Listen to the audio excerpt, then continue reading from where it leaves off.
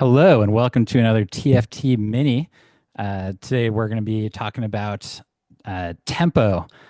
So this is, I thought it would be worth bringing this up, Mike, because this is a concept that it shows its head in both card games and minis games, and it's probably like ever present in any like face-to-face competitive game where it involves like using limited resources in on like a player's turn, and it comes down to like what are you able to do in a turn. And the way that I would describe tempo, this aligns with the fact that I did some fencing in college, Mike. I was an extremely cool dude, still am obviously, but when you think about the concept of fencing, is that there are two people that are on a two-dimensional plane functionally against each other, and so it's all about. It's not like a real battlefield where there's people running circles around each other, getting on a Yeah. hill or whatever. But Flanking each dude, other. yeah, exactly. There's none of that stuff. It's all about how far away are they from each other. And in that situation, the quote resources that you have are like, what is your muscle capable of doing in a given amount of time and relating to the reaction time of your opponent and stuff like that. And the concept of tempo is that if you're going to take a step as a fencer, if you're going to be taking a step towards your opponent, you either want to be completely safe at the end of that step, or you want to be able to make an attack at the end of that step. And if you're in a situation where you like take a step and the only thing that it really does is allow your opponent to like hit you on the way in, that would be what we call the opposite of tempo. A Uh, loss of tempo. Oh, that Yeah. that is a loss of tempo, exactly. So that's sort of the zoomed out version of it. But where this comes into play in Legion has to do with the idea of sort of like building up an advantage in a couple of different ways. One of which is just like pure attrition of shooting at their guys with your guys before you lose your guys, and therefore doing more damage to them. And then it also comes into play with victory points. Mike, what would be like? What's the way that you think about tempo, and why? And like, do you think that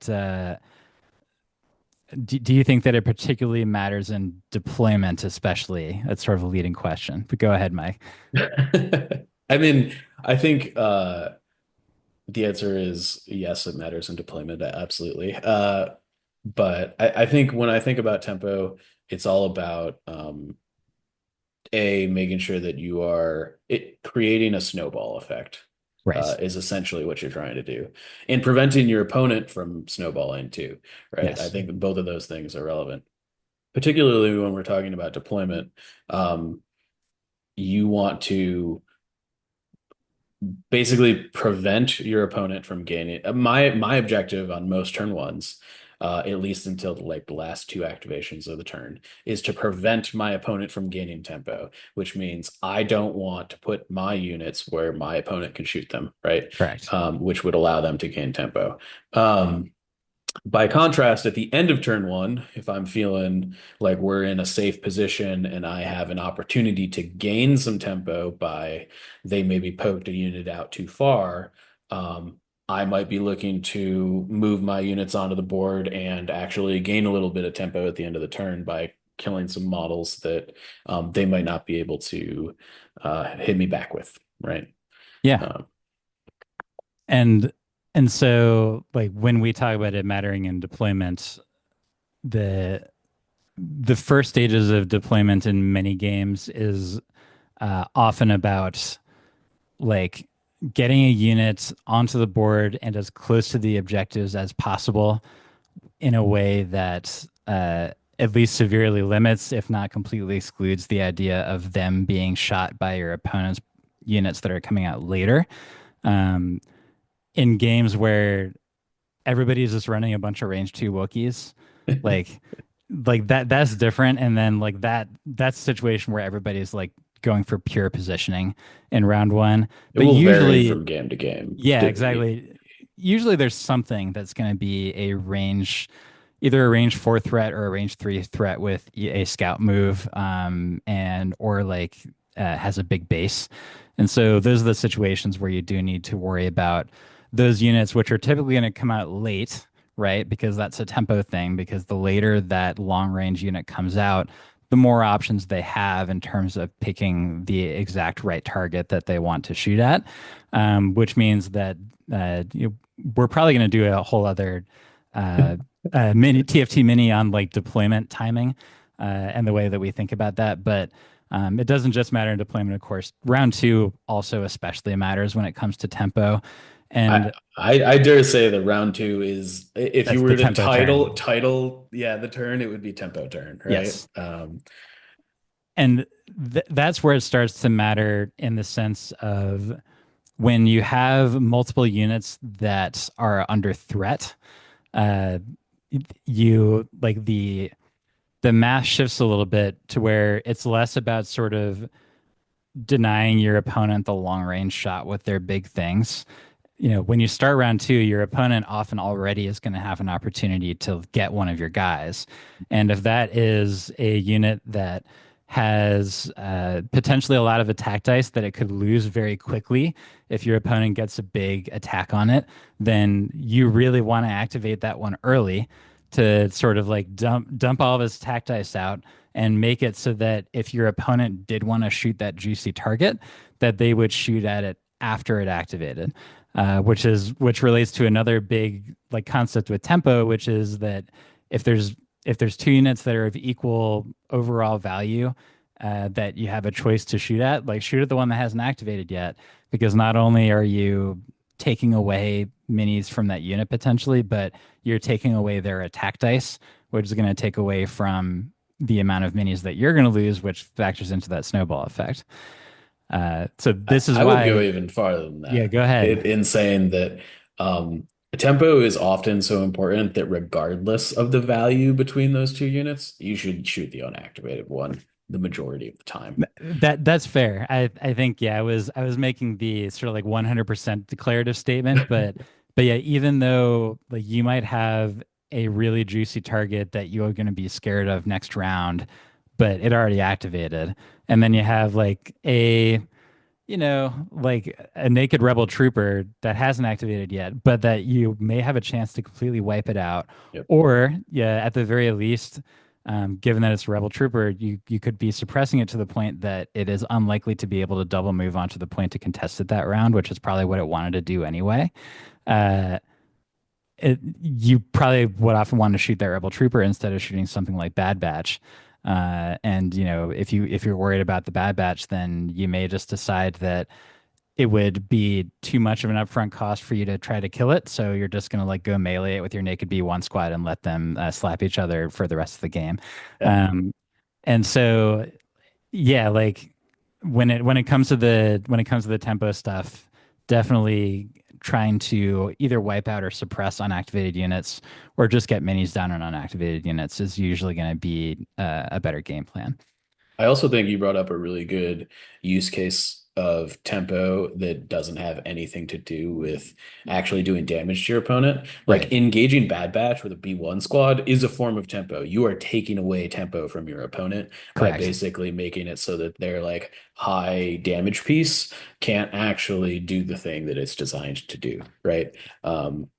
If Right. Bad Batch is stuck in melee or has to disengage with a B1 squad to like do whatever they want to do, you are presenting your opponent with a really poor choice, and the Yep. efficacy of that unit has gone down substantially.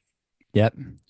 Yeah. I think one thing that newer players don't often appreciate is the value of just like double moving a naked core into your opponent's big bad unit.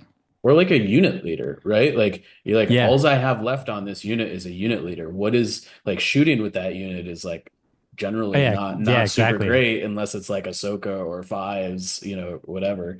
Um, and you can use that single mini to pin any size squad, unless it's got disengage, obviously, Yeah. into a melee where it has to attack or give up its attack to move, right? Yep. Which is huge tempo games. And I think that that factors into something we were talking about before we started, which is the idea that in this game, tempo is not necessarily just about attrition. It's sort of like the easiest example, but it is also about scoring VPs. That's ultimately what matters most. You can have a game where you if your opponent like just sat there and killed a bunch of your guys, and then you have one unit to their 10, but they never moved, like you're going to win that game because you were actually contesting VPs. And so that factors into tempo also from the standpoint of where there's another video where we're going to talk about the concept of taking aim or dodge actions, which is often problematic.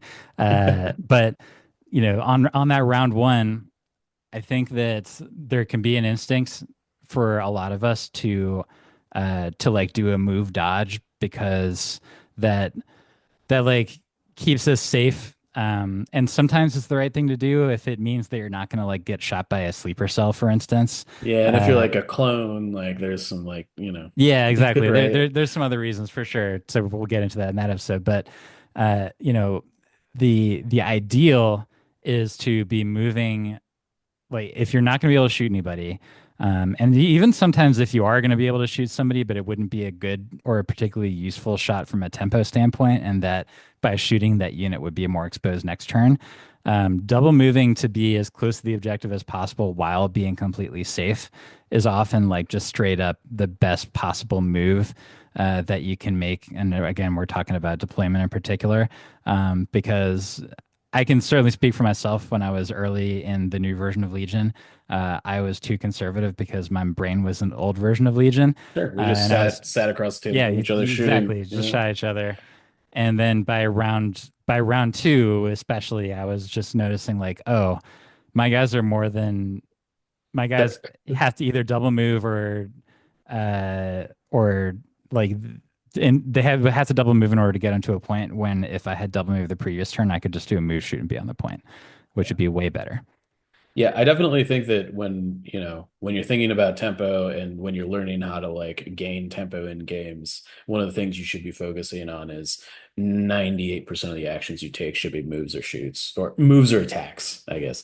Yeah. Like those are the two tempo gaining actions, right?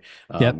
And you should think of them like that. If you're taking an aim or a dodge or a standby, you're losing tempo in a lot of ways. So be always be moving, always be shooting. I will say that on vehicles in particular, and on walking vehicles, the standby can actually be a positive tempo. It's like the example would be if a Deca has no shots, but it can move onto the point and standby, and your opponent is probably going to need to contest that point. That actually is a tempo advantage because you're going to be gaining a potential attack when it wouldn't have existed before, which would usually, Assuming that they can't walk out of your fixed yeah, if they front can't get out of arc, your firing right? arc, Like, yeah. like But there are yeah. some caveats here, It's right? it's true. It's true. Uh, Of course, if it's an aqua droid, you don't have to worry about firing arcs. So that is thank very goodness for fair. that. I'm glad that they don't have a firing arc. Why is it called tempo, Mike? Let's end with that. Do you have any idea? I actually don't. I have my dumb Evan explanation for it though. I'm gonna assume that it's called tempo because it's relates to music and the speed at which you would be playing. As the beat gets faster in a song, like the tempo moves faster, and similarly in a game you're playing, if you're doing these things correctly, you are moving faster. I assume that that's why we call it tempo, but I don't Uh, actually know the answer to that. we're gonna get attacked by the etymologists out there, who are probably like screaming into their phones about what tempo is. But yeah, the way I imagine it, it has to do with sort of like keeping a drum beat going, Yeah. and it's like keeping a drum beat going and to your advantage. And I think that the easiest, dumbest like metaphor is like it's playing when you have tempo. It's like playing whack-a-mole where there's only one hole, which means that the second that the mole pops up, you have the hammer ready to just whack it immediately. And so like that's sort of a drum beat, right? That's the concept of tempo, like made into a silly metaphor, is that like you are the one with the hammer, and your opponent can't do anything without you being able to respond more strongly. So yeah, that's tempo. And thank you to everybody who was watching. If you enjoy this, then please consider checking out our Patreon to see if there's anything that catches your eye there. Otherwise, we will see you on the next TFT Mini.